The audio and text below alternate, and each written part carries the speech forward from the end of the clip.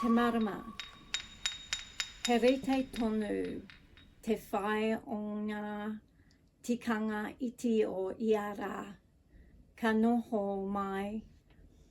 Hei mero e tuitui haere ana i te katoa. Ko ngā ahuatanga whakaharahara era i te nuinga o te wā kua haere tahi me te pumahara o ngā matarehu o ia rā. Ko tuitunga o aua mea e rua e hua mai ai ko te tahi hononga whanoke. Ko ngā haikura katoa. Ngā akoranga katoi whakahuihui ki roto i te horo o te kura. I te 20 Hurai, 1969, ki te mātaki i te whakatanga marama o te Apollo 2 e ngā kaipō kairangi Americana e Aldrin Raua ko Armstrong.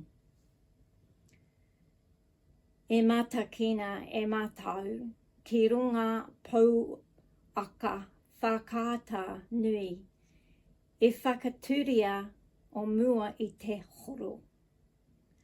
Nā ako poto te kite i te paku aha koia taku e mahara nui nei.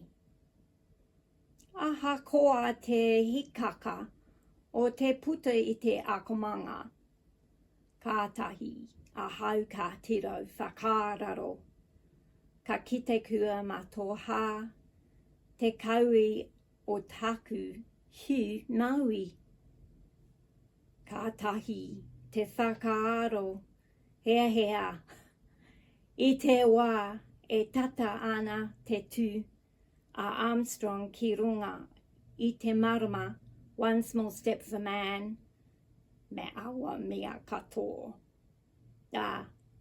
Tātu, atu ki te wā kua, heria aku kaui e hahau, mutu kau ana, nā ka tohua mātau ki a hoki, ki o mātau, a kaumanga.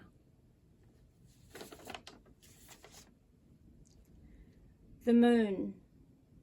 It is always the smaller, everyday practice that acts as a thread, sewing everything together. Momentous circumstances are often accompanied by the memory of an obscure everyday moment, and the interlacing of the two can create a strangely articulate connection. All high school classes were ushered into the school hall on 20th of July 1969 to watch the Apollo 2 moon landing by the American astronauts Aldrin and Armstrong. We watched it on a large television set placed down the front of the hall. Being rather short, I could barely see a thing, which is what I mainly remember. Although it was exciting being out of class, and then I looked down and saw that the shoelace on my left shoe had come undone. Such a dumb thing to be thinking about when Armstrong was about to step on the moon. One small step for man and all of that. And by the time I'd tied my shoelace, it was finished, and we were instructed to go back to class.